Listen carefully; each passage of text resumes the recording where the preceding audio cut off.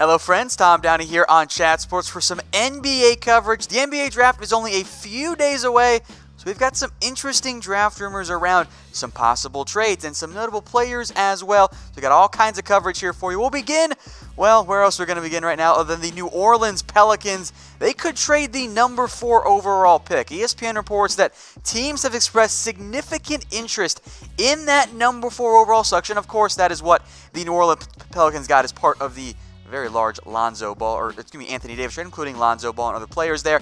Now, the ESPN reports that teams have interest in pursuing point guards, namely Darius Garland and Kobe White. Now, maybe no one slips those for a player, or they get more picks back. As of right now, the Pelicans, assuming they take Zion, which isn't even an assumption, that's just a straight fact, that's what's going to happen here, got a pretty interesting roster. They have Lonzo Ball, Drew Holiday, Brandon Ingram, Jahlil Okafor, Zion, some interesting players on the bench there. I'm not going to include Julius Randle there because he is a pending assumed free agent here. So Pelicans have a lot of options here. They're going to take Zion number 1. Then at number 4, do they go for another guard to either back up Ball and Holiday, or do they trade Lonzo Ball at some point? Do they go for another wing option to help out Brandon Ingram? There are several guys there, DeAndre Hunter, Jarrett Culver. Or do they trade the pick for a veteran player or for more picks on top of what they already have coming in from the LA Lakers? So what should the Pelicans do with that number 4 overall selection? Let me know in the comments section. Type T if you want them to trade it. Type K for keep it. I think strong arguments on both sides. Maybe the Pelicans could trade down and get more picks in this year's draft. And one team that could be a partner for the Pelicans there are the Atlanta Hawks, and they are heavily linked right now to trading up, in large part because they have 3 picks in the first round and 3 picks in the second round. And for me at least, and even Atlanta outright, it's very tough to see the Hawks keeping all of those picks and adding 6 players to this year's roster. That's not, the likely outcome there. And they're openly stating they want to trade up. Now, GM Travis Schleck pointed out the second round picks there. He says, quote, "It's no secret with our 3 second round picks, we are going to try and package them and move up if we can." And of course, or correctly, says, "That's easy for me to sit here and say, it's harder to accomplish." But the Hawks could also move up just in round 1. They could send the number 8 overall pick and the number 10 overall pick to the Pelicans there, and the Hawks get back the number 4 overall selection. Now the question for Atlanta is, what player could they target to move up so high to ensure they acquire? And of course, they have number 17 overall, so they can still get another big man later on in the draft.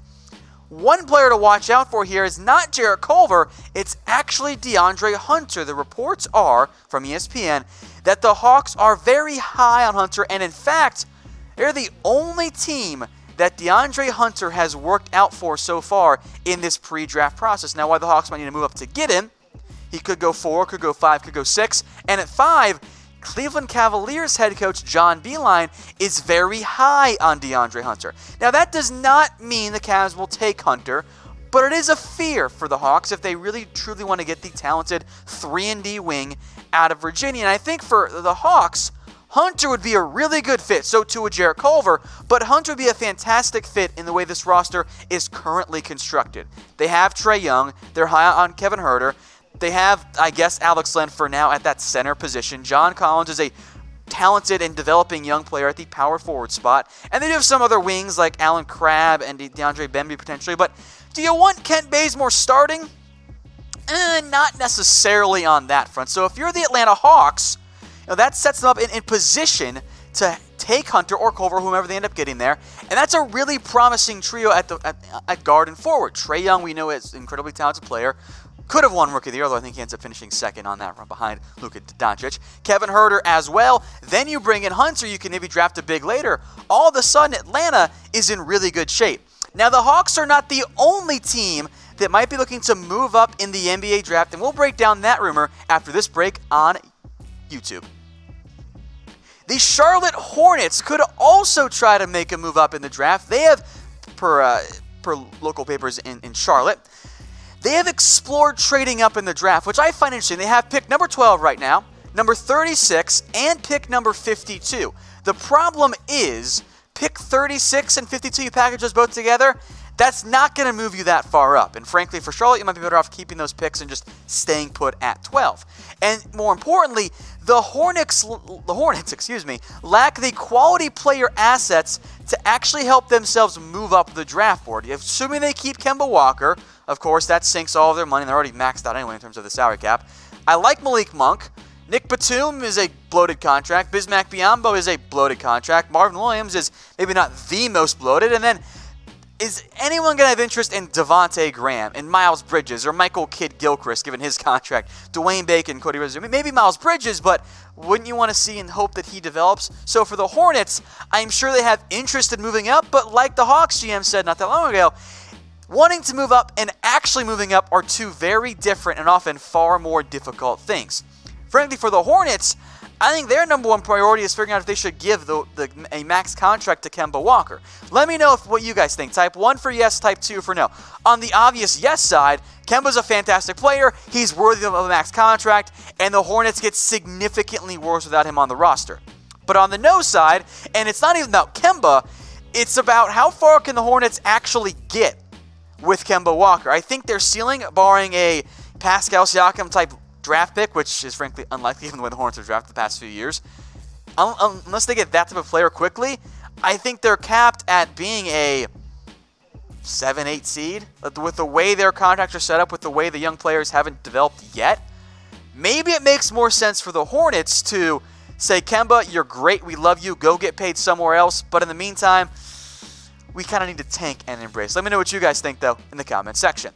Let's move into some NBA draft players. Romeo Langford drawing some interest here, no surprise there. He has meetings set up with the Atlanta Hawks and the Miami Heat. Now, also take note that Langford previously met with the Cavs and the Timberwolves. I think his range for this year's draft kind of settles into that late lottery, maybe into the early just outside that lottery. But here are his visits, and again, I think this all kind of makes some sense, right? The Cleveland Cavaliers here, picks number 5, picks number 26. Cross out 5 there unless they trade down.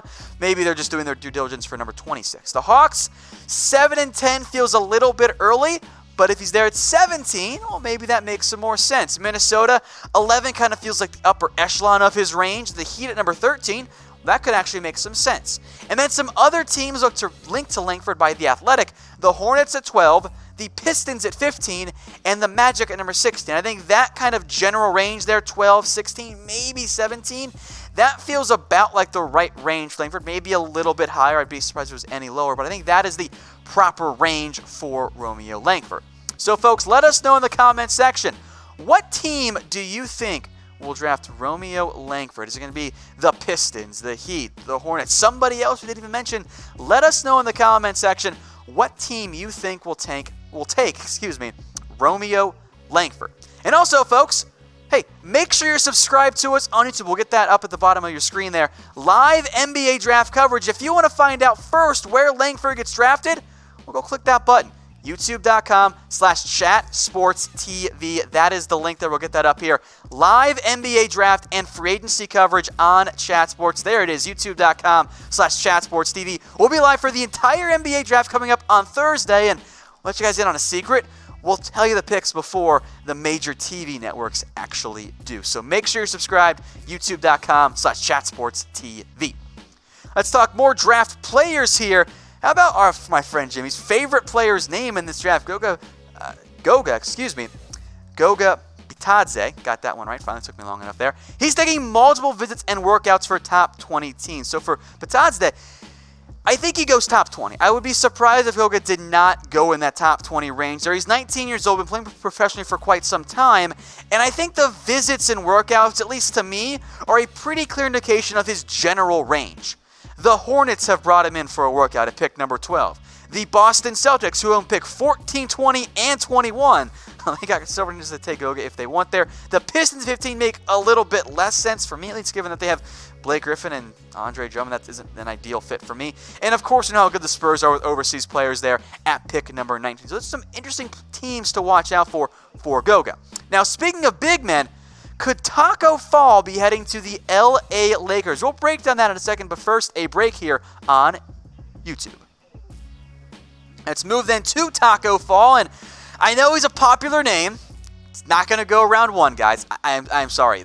He's not going to go in the first round of the NBA draft. But he does have a workout coming up with the Los Angeles Lakers. Now, of course, the Lakers kind of don't have picks this year, but this, to me, at least for the Lakers side of it, is either A, you go buy a second-round pick, or B, you sign Tacko if he goes undrafted, and given the Lakers' complete lack of depth at the moment, maybe Tacko Fall could carve out a role with the Lakers. I think his outlook is more of a rim-protecting center. He's not the best mover, and I think it's different in college versus the NBA.